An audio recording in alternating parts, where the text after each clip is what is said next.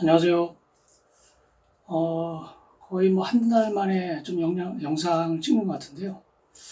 그동안 좀 날이 더워서 이제 영상 찍기가 좀 곤란해서, 근데 오늘은 이제 아침부터 이제 비도 좀 많이 오고, 날도 좀 선선한 것 같아서, 좀 궁금했던 거에 대해서 한번 그 영상을 좀 찍어볼까 해서 한번 준비를 했습니다. 이렇게 비 오는 날 같은 경우는 흔히 얘기하는 파전에 막걸리 한 잔 좀 걸치면 참, 신선이 따로 없죠. 그죠? 그래서 일단 저녁 때나 그냥 한번 집사람하고 그렇게 한번 먹어볼까, 그런 생각을 좀 합니다. 오늘 그 영상 좀 주제는요, 얼마 전에 이제 그 과일을 이제 시켰는데, 주문을 시켰는데, 조금 이제 과일이 오래됐었던 것 같아요. 그래서 그 과일을 이제 보관하고 하는데, 보통 이제 아파트에는 이제 방충망 같은 게 잘 돼 있어서 날파리 같은 게 잘 안 들어오잖아요. 그죠? 근데 이제 그 과일을 이제 배달받고, 그러고 나서 얼마 안 돼서 이제 조그만, 눈에 참 보일러만 나올 정도의 그런 날파리들이 좀 날아다니는 거예요. 그래서, 집사람이 이제, 이거 과일에서 벌레가 생긴 것 같다고. 그래서 그 얘기를 듣고 그냥 궁금한 생각을 해봤습니다. 우리가 이제 보통, 얘기하는 이제 대화에서, 쌀을 오래 놔두면 거기서 벌레가 생긴다든지, 과일 오래 놔두면 거기서 날벌레가 생긴다든지, 이런 얘기를 하는데, 그러면 과연 이제 생명이라는 게, 어찌어찌해서 조건이 주어지면, 그렇게 이제 생명이 저절로 생겨나는 것인가. 그런 거는 사실 어떻게 보면 이제 대단히 어떤 과학에서의 어떤 궁극적인 질문이 될 수가 있잖아요. 그래서 지금 현재 이제 과학계에서의, 가장 큰 이제 정론이랄까요? 정답에 가까운, 그런 추측이라고 할 수밖에 없는데요. 추측은, 생명체가 지구와 탄생한 게 한 45억 년 전 지구가 처음으로 이제 생겨났는데, 그 이후에, 어찌어찌해서, 최초의 생명체가 나타났고, 그 이후로 그 생명체에 의해서 계속해서, 현재의 제 생명체가 번성하게 되었다, 그런 얘기입니다. 그러니까 중간에, 지구 역사상 최초의 생명체가 나타나고, 물론 이제 최초의 생명체가 나타난 후에 거기서 어떤 정리 단계는 좀 있었겠죠. 하지만 이제 그게 다 정리되고 나서 생명체가 훗날 다시 또 계속 시간이 지나면서 계속해서 생명체가 우리 흔히 하는 얘기로 어떤 흉처물이든지 이런 데서 저절로 생겨나냐, 그렇지는 않다는 거죠. 지금 현재 이제 과학계 이제 거의 결론 비슷한 얘기는 그겁니다. 그래서 그러면 최초의 생명체가 어떻게 태어났을까, 어떻게 생겨났을까, 거기에 대한 어떤 증거는 하나도 남아있질 않죠. 왜냐하면 그동안에 자연적인 어떤 풍화작용이라든지, 생명체의 어떤 생명 활동에 의해서 초창기에 생겼을 어떤 그 생명의 재료 같은 경우는 사실 남아있지 않거든요. 그리고 우리가 타임머신을 타고, 생명체가 최초로 생겨날 당시에 가서 어떤 비디오를 촬영할 수도 없는 노릇이고요. 그래서 이거는 아주 대단히 어려운 문제이고, 가장 확률적으로 가능성이 높은 추측을 할 수밖에 없는, 그러니까 가설 단계일 수밖에 없는, 거기에서 만족할 수밖에 없는, 그런 한계가 있는 것 같아요. 그래서 일단은 최초의 생명체가 태어나서 계속 이어졌다, 그 가설이 성립이 되려면은 그 이후에 생명체가 시시각각으로 자연적으로 생겨났다는 자연 발생설이라고 하죠. 그것이 잘못됐다는 것은 일단 증명을 해야 됩니다. 그래서 그 자연 발성설이라는 게 있는데요.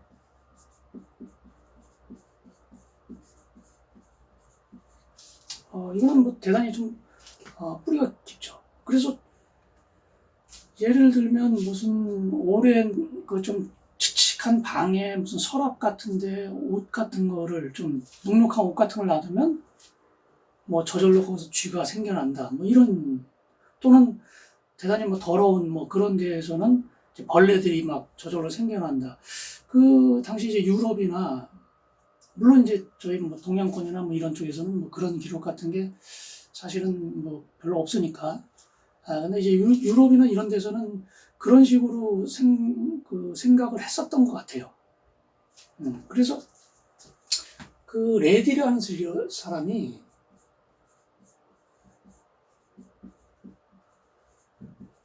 이런 실험을 했습니다.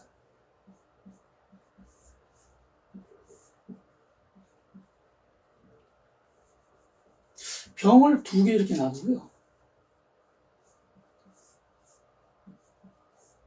병을 2개를 놔두고 여기에 썩은 생선 도마를 놔두고,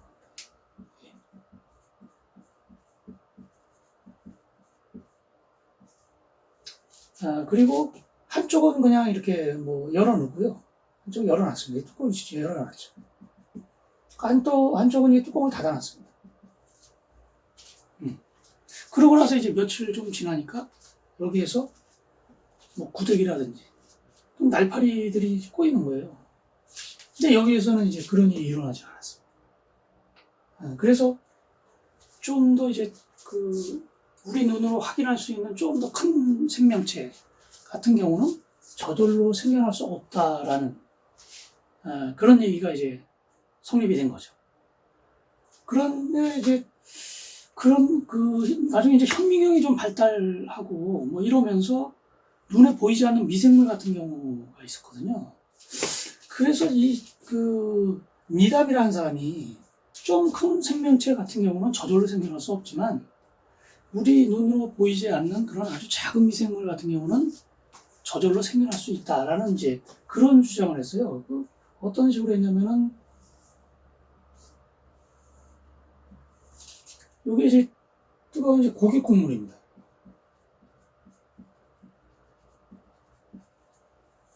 그리고 여기 이제 가열을 하죠.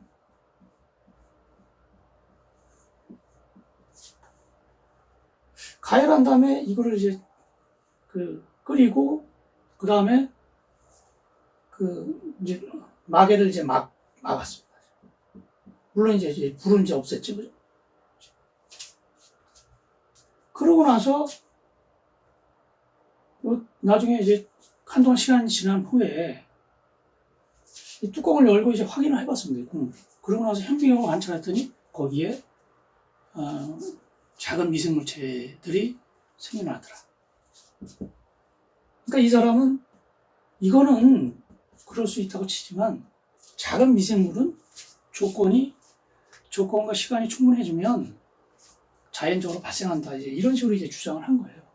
근데 이제 그 당시 학자들이 이 실험에는 좀 문제가 있다. 왜냐면 식히는 과정이라든지 이 뚜껑을 닫는 과정이라든지 여기서 이제 오염될 수가 있다. 이제 이런 식으로 이제 생각을 했습니다. 그래서 유명한 파스테르 우유 할 때 루이 파스테르에서 광견병 하고 이제 유명하죠. 그래서 파스테르가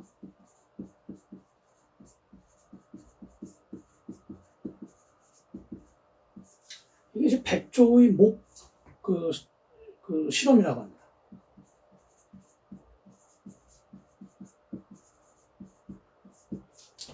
그러니까 이거하고 이제 거의 뭐 동일합니다. 동일한데 여기 이제 이거를 빨대를 꼽아서 이걸 이제 길게 이제 늘린 거죠. 아예 이제 뭐 여기는 뭐 이런 식으로 했어요. 이런 식으로.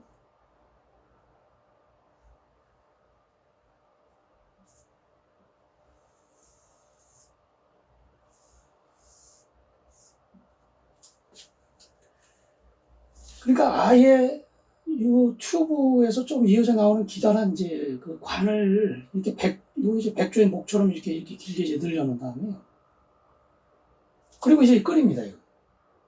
끓이면은 이제 여기 안에 있는 생명체들은 다 이제 죽겠죠. 그리고 이 끓인 물이 끓여져 아주 뜨거운 이제 수증기 아닙니까? 수증기인데 여기에서 이제 그 이쪽 오다 보면 이제 식어서 여기 이제 그 물이 고이잖아요. 그 물이 고인 것도 이제 끓였습니다, 이것도. 열을 가해서요. 그러니까 여기하고 여기로 이제 완전히 이제 그 멸균 처리를 한 거죠. 그러고 나서 요거하고 요거를 이제 지우고 시간을 보냈죠. 이제 한동안 시간이 좀 흐른 다음에 그 다음에 이제 여기를 조사를 해봤더니 전혀 나오질 않았어요. 그러니까 이제 오염되지 않은 거죠. 이 실험에서는 좀 부정확했는데 정확하게 좀 한 거죠. 그랬더니 나오진 않더라. 따라서 자연 발생설은 맞지가 않는 거예요.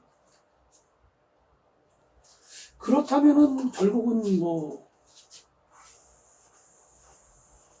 자연적으로 이렇게 발생하는 게 아니면 결국은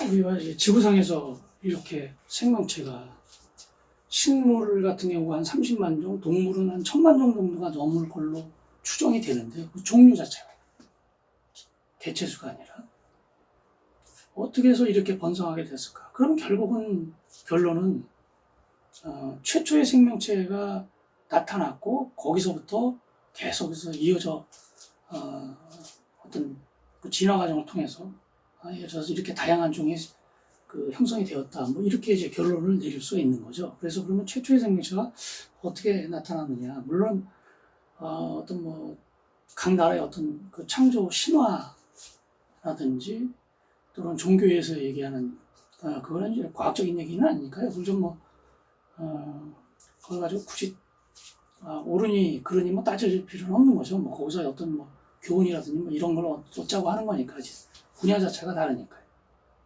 사실관계를 확인하자는 거는 아니죠. 종교는 이제 과학은 팩트가 무엇이냐, 그게 거기에 이제 포커스를 맞추니까요. 그래서 여러 가지 그 설이 있었는데 그 20세기 초에 그러니까 1900년대 초에 이제 그 오파린이라는 사람이 이제 이런 얘기를 했습니다. 그래서 뭐 여러 가지가 있었는데요. 그 중에 좀 더 이제 그 설득력 있는 그런 거 몇 가지를 보면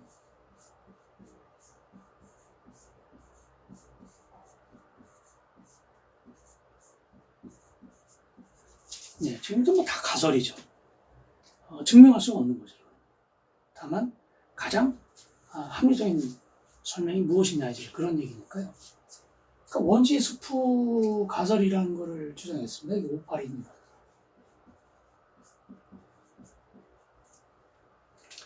무슨 얘기냐면은 그 당시 그 지구가 최초로 탄생을 하고 그리고 나서 이제 서서히 식으면서 바다도 형성이 되고 뭐 그랬는데 초창기 때의 지구의 대기는 그 환원성 기체,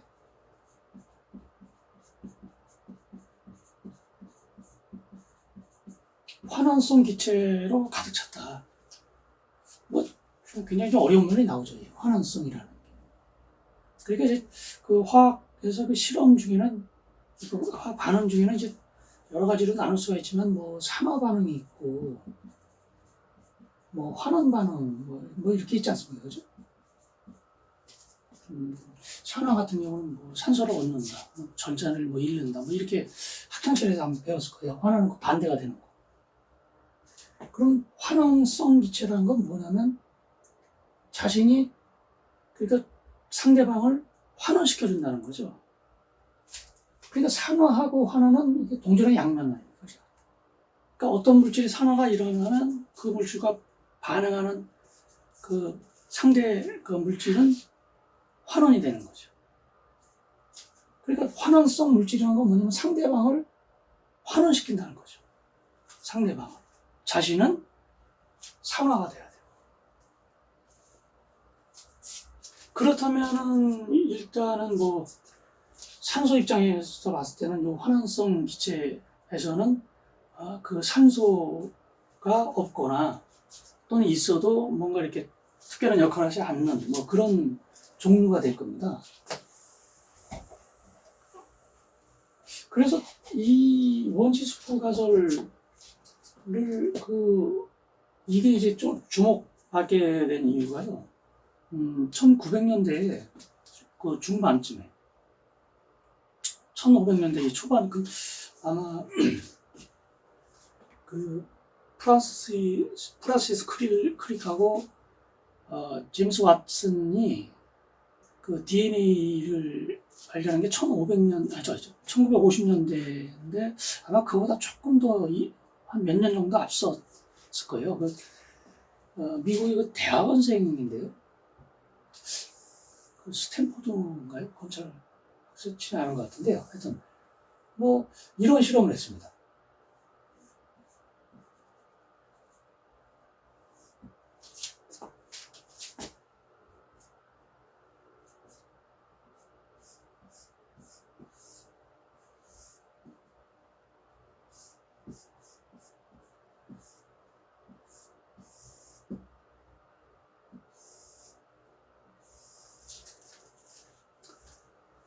이게 이제 밀러의 실험이라고 하는데요.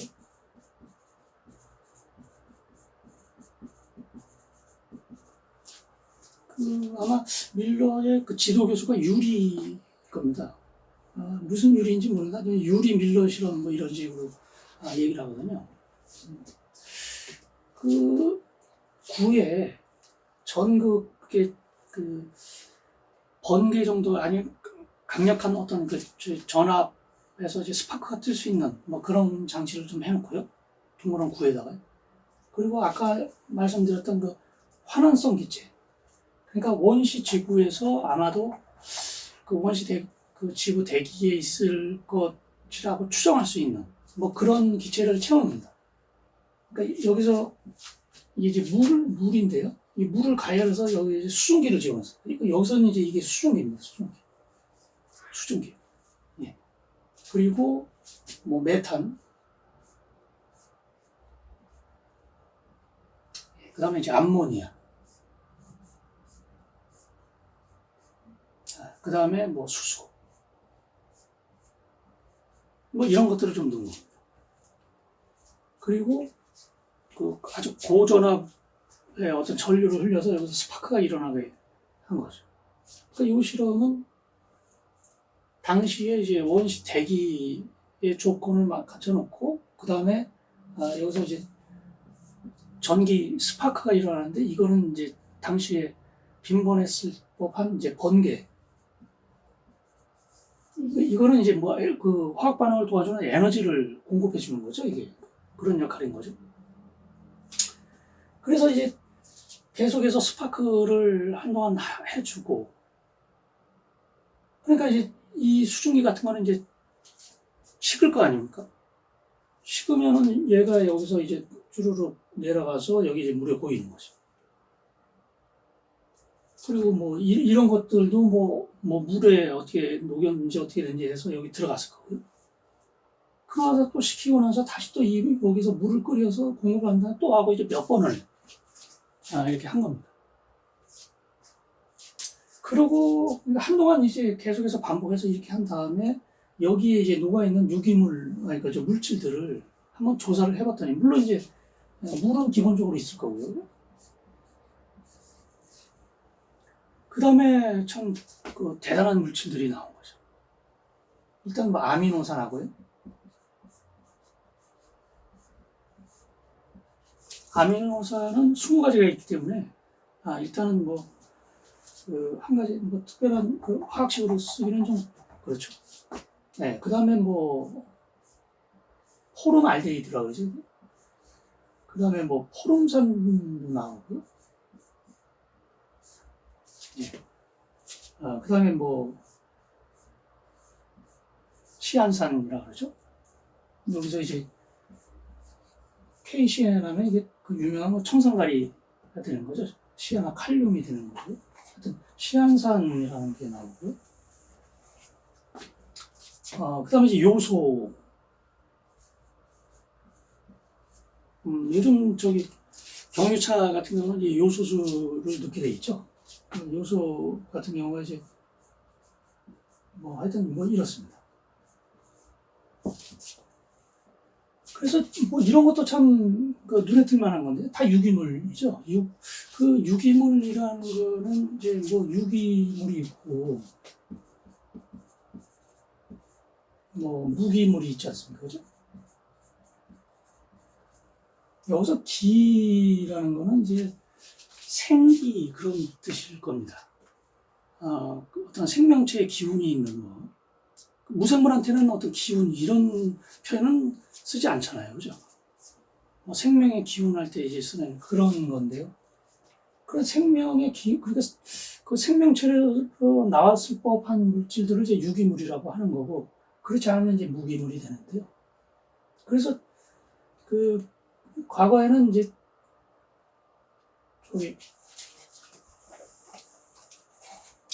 수소하고 이제 탄소가 있으면 수소하고 산소 같은 경우 이런 게 있으면은 유기물로 생각했는데 이제 물 같은 경우는 생명체에서 나오는 것도 아니잖아요, 그죠? 그리고 메탄 같은 경우도 사실은 생명체에서 나올 수 있지만 그렇지 않을 수도 있습니다. 이런 거. 그래서 지금은 유기물의 보통 정확한 기준은 아니지만 탄소하고 산소하고 수소가 있으면 이런 것들이죠. 네, 이런 것들은 이제 유기물로 생각합니다. 이것도 마찬가지. 근데 여기서 굉장히 좀 특별한 게 이제 아미노산이죠. 이거는 정말 모든 생명체, 바이러스는 생명체라고 하기도 뭐하고 아니기도 뭐한 그런 좀 중간 단계니까 그건 제외하고요. 그러니까 어떤 세포를 가지고 있는 그 정상적인 어떤 생명체 같은 경우는 반드시 그 단백질이 가장 대단히 중요한데 그 몸을 구성하는 이제 재료가 되는 거니까요. 그 단백질의 재료가 이제 아미노산 아닙니까? 그죠? 근데 이런 반응을 통해서 이제 생명체의 어떤 그 재료가 되는, 집으로 치면 어떤 벽돌과 같은 역할을 하는 그런 게 나타났다는 건 아주 정말 대단히 의미 있는 그런 실험 결과가 되는 거죠. 그래서 이제 이런 게 조금 이제 발전하고 여러 가지 다양한 또 반대적인 증거도 나오고 하다 보니까 이제는 심해 열수구 같은 데에서 그 생명체가 나왔다라고 하는 그런 주장도 있고요. 그 다음에 바닷가에 있는 어떤 물 웅덩이, 유기물이 계속 만들어지면서 밀물과 썰물이 반복이 되면서 그 물 웅덩이에 그 유기물들이 농축이 되고 그러면서 이제 그 유기물들이 어떤 막이 서로 생기고 그걸 이제 코아 세르베이트라고 하는데요. 실제로 이제 그런 유기물들이 나오면 정말로 이제 막이 생깁니다. 막이 생기고 그리고 이제 투과성. 그러니까 모든 물질을 다 통과시키는 게 아니라 어떤 거는 물 같은 건 자유롭게 통과되는데 어떤 거는 통과가 되지만 또 어떤 거는 이제 선택적으로 통과가 안 되는 그런 이제 특별한 성질들을 이제 가지게 되는 거죠. 그래서 이게 이제 어떤 화학적 진화의 아주 이정표가 되는 그런 실험입니다. 그래서 이런 과정은 분명히 있었을 것이다. 이런 어떤 기본적인 원인은 있었을 것이다. 그리고 그 세부적인 어떤 과정에서인지는 몰라도 어떠한 과정에 통해서 유기물이 농축이 되고 그리고 이제 그게 좀 더 막도 생기고 이제 그게 코아 세르베이트라고 하는 건데 그런 그래서 또 어떤 원시적인 어떤 세포 형태가 나타나면서 생명체가 탄생하게 되었을 것이다. 이런 게 이제 가설을 보통 이제 세우게 되죠. 그래서 아미노산 얘기만 조금 하고 끝내면요. 이제 아미노산 하면은 그 20가지가 있습니다. 20종류가 있는데요. 현존하는 아미노산은요. 그래서 뭐 이제 잠깐 뭐 이거는 뭐 구조식을 뭐 그리지 않을 수가 없죠. 여기서 이제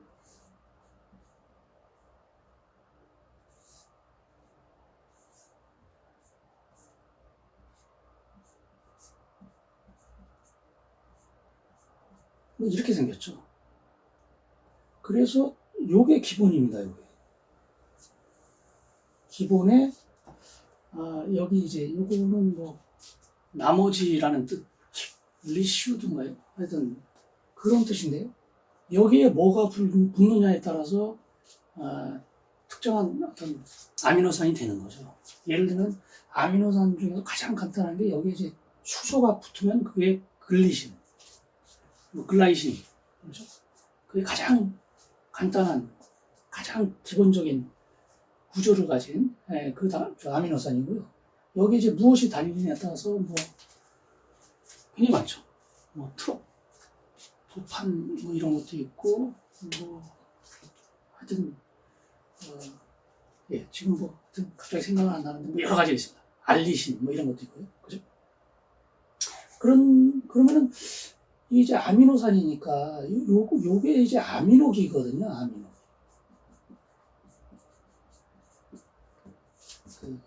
그러니까 기자가 붙는 거는 이제 어떤 한 역할을 하는 덩어리를 기라고 하는데 이거 이제 아미노기라고 합니다. 그래서 이제 요 종류들이 다 이제 요거를 이제 아미노기라고 그러고 요거는 이제 암모니아라고 그러죠. 그죠? 암모니아라고 그러고 이거는 이제 뭐 암모늄 이온으로.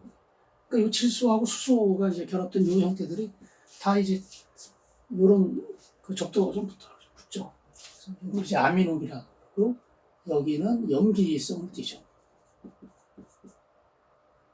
그 다음에 이제 요게 이제 카르복실인데요.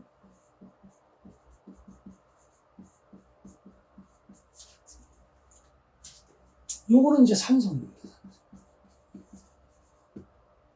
요 이름은 이제 그 카본이잖아요. 탄소가 카본이고 여기 이제 산소가 이제 옥시겐이니까 카르본 그 다음에 옥시겐 아니까 거기에 이제 합성으로 해서 이제 그렇게 되는데요.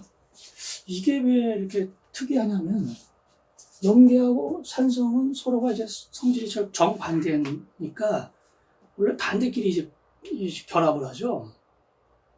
그 화학 반응 같은 경우가 한쪽이 플러스에 한쪽이 마이너스 성질을 적어도 뭐 이온까지는 아니어도 그 분자 형태라 해도 한쪽이 플러스고 한쪽이 마이너스에 달라붙는 거 아닙니까? 그죠? 그래서 우리가 그 먼지 같은 거, 집진기 같은 데서 이제 먼지를 제거하기 위해서는 거기에 이제 그 집진기 통과할 때 거기 그 전기를 띠게 만들어 놓잖아요. 그래서 각각 먼지들이 띠고 있는 전기 플러스면 이제 마이너스 쪽으로 해서 이제 달라붙게 하고 이제 다 그런 식이거든요, 이게. 그러니까 여기 뭐 이런 식으로 이제 얘들이 띠고 있는데, 그 얘는 이제 염기성하고 그 산성을 동시에 갖고 있는 아주 특이한 경우죠. 그래서 결국은 여기에 이제 다른 아미노산이 달라붙어서 계속해서 이어지면 뭐 그거를 뭐 폴리펩티드 펩티드를 하고 또 이런 게 더 많이 모이게 되면 나중에 이제 접혀서 또 어떤 덩어리가 되면 그게 이제 그걸 보고 단백질이라고 하는 거거든요. 그래서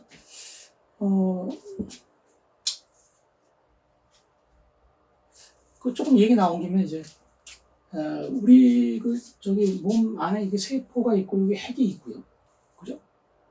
핵 안에는 이제 염색체라는 게 있는데 얘가 이제 분열할 때면 염색사라고 하는 가난한 실로 이제 쭉 펴지는데 이게 이제 이중 구조를 이렇게 이중 나선 구조를 이렇게 꼬여 있단 말입니다, 그죠? 이렇게 꼬여 있죠, 이렇게. 그러면은 얘가 하는 얘기는 얘가 이제 그 생명체의 어떤 그 핵심 키워드라고 하지 않습니까? 그러니까 결국은 그 얘기는 뭐냐면은 우리 몸에 필요한 벽돌, 그렇게 재료를 만든다는 얘기인데 그 재료라는 건 이제 아미노산, 단백질인 거고요. 그러니까 단백질을 이제 얘가 어떤 특정한 그 어떤 조건과 그 어떤 타이밍이 되면 요게 이제 그 우리가 그 지퍼 있지 않습니까? 자크. 그 지퍼를 가운데로 이렇게 쭉 치면 이게 지퍼가 이렇게 쭉 찢어 나오잖아요. 그죠? 그러면은 우리가 이제 DNA에 그 구성하는 그 네 가지 종류의 그 뉴클리오티드라고 하죠. 그래서 왜 그 시토신, 뭐 구아닌, 그죠? 그다음 티민, 이게 이제 뭐 우라실이라고 할 수도 있고요.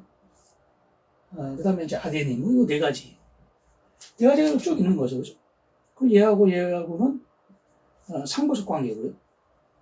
얘하고는 부딪히지 않죠. 얘 둘씩만 서로 이제 그 구조 자체가 얘는 이제 삼중결합이 되고 이중결합돼서 이게 이렇게 만나기는 곤란한 거죠. 그래서 여기 뭐 C 있고 그 다음에 뭐 T 있고 여기 뭐 A 있고 그러면 여기 이제 그 저기 세포 내에서 떠다니던 이런 것들이 여기 와서 쭉 거기에 맞게 이제 쭉 달라붙는 거죠. 쭉 달라붙으면 외가닥에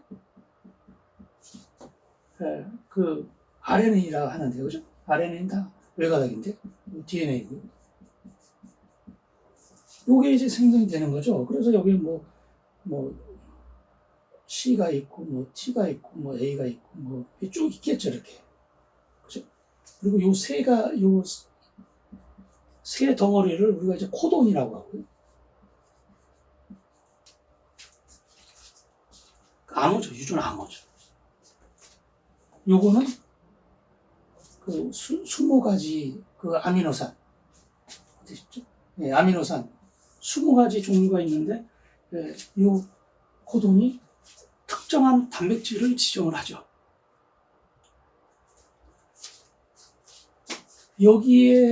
여기와 맞는 요거를 그 메신저 RNA라고 하고요. 그 다음에 요거를 이제 그 아미노산 각각 하나씩을 이제 운반하는 거를 tRNA, 트랜스 뭐라고 하는 것 같은데, 하여튼 요거인데 얘하고 여기에 이제 그 서로 결합했으면 얘면은 근데 RNA에서는 이제 그 티민이 아니고 이제 우라실로 하니까 수정을 하고요. 얘하고 마주치는 거는 구아닌이거든요. 요거는 티민이고요. 요거는 우라실입니다. 그러니까 요렇게 생긴 애가 이제 결합이 되죠. 그리고 요 끝에는 얘 특정되어져 있는 아미노산이 붙어 있고요. 이렇게 되어 있는 겁니다. 그래서 이 코돈이 그 세 가지 그 문자로 되어 있으니까 예를 들면 아데닌, 우라실, 티민, 구아닌 이렇게 있고요.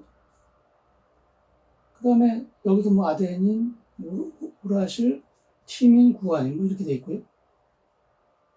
만약에 이제 여기 문자 2개로 돼 있으면 가지수는 여기가 16개가 나오겠죠. 가지수는 16개가.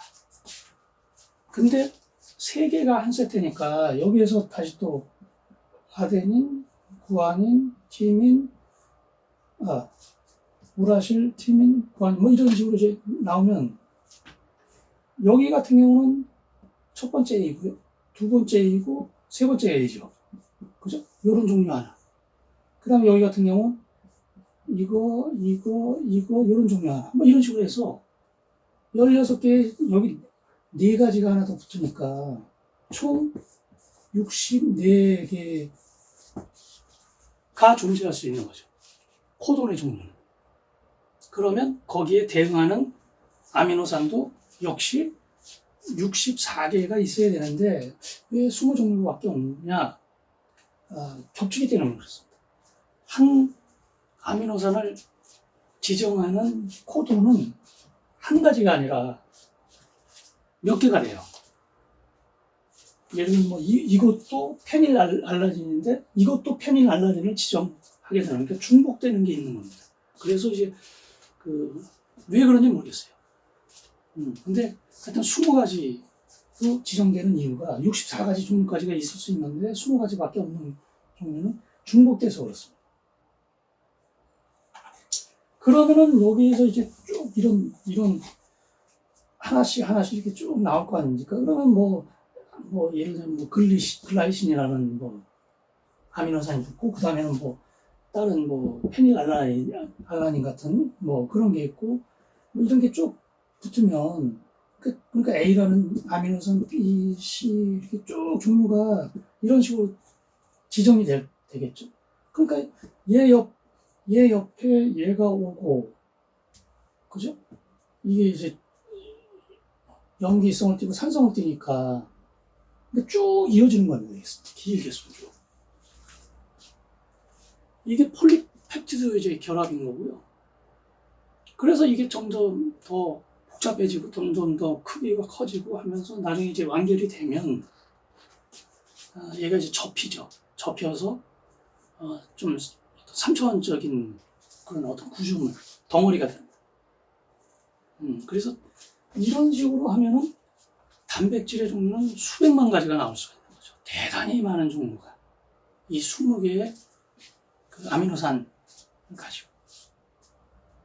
그래서 선천적으로 어떤 유전 질환 같은 경우가 원래 이런 식으로 해서 뭐가 이게 쭉 복사를 해서 됐을 때 거기에 맞는 짝이 이제 들어가야 되는 건데 여기서 애초에 만약에 이걸 이제 전사를 하는데 이거를 만약에 잘못 해석을 한 거 그러니까 A가 들어와야 될 부분에 다른 뭐 예를 들면 T가 들어온다든지 T는 안 들어오겠네요. 하여튼 그런 식으로 해서 오류가 생기게 되면 자주 있는 경우는 아니지만 오류가 생기게 되면 결과적으로 여기에 A, B, C 순서가 되는 게 정상인데 예를 들면 A, B, B, C 뭐 이런 식으로 된다든지요. 그러면은 이 아미노산 자체가 달라지니까 최종적으로 만들어진 그 단백질의 구조 자체가 모형 자체가 달라지는 거죠. 그러면은 본래 했던 역할을 이 단백질이 하지 못하니까 예를 들면 뭐 선천적으로 어떤 당뇨병이 있다 그러면 그 인슐린이 있는데 이 인슐린도 이제 단백질이거든요. 단백질 중에서도 조금 간단한 단백질인데 예를 들면 선천적으로 어떤 유전적으로 문제가 있다 그러면 어떤 정상적인 이런 아미노산의 배열하고는 다른 배열이 있어서 정상적인 모양이 뭐 이런 모양인데 어떤 유전 질환 때문에 이런 모양이라 뭐 이런 모양이 된다든지 뭐 이런 식으로 하면 얘가 제 역할을 못 하는 거죠. 인슐린이 제 역할을 못 하면 어떤 선천적인 당뇨 어떤 증세가 된다든지 뭐 그렇게 되는 거죠. 얘기하다 보니까 너무 좀 길어지고 좀 저기 했는데요. 하여튼 오늘 좀 더운 날씨에 비도 많이 오고 지금은 좀 그친 것 같은데 이따가 또 오후에도 또 올 것 같습니다. 저녁 때. 하여튼 좋은 시원한 좀 저녁 보내시고요. 또 다음 기회가 있을 때 다른 영상에서 찾아뵙겠습니다.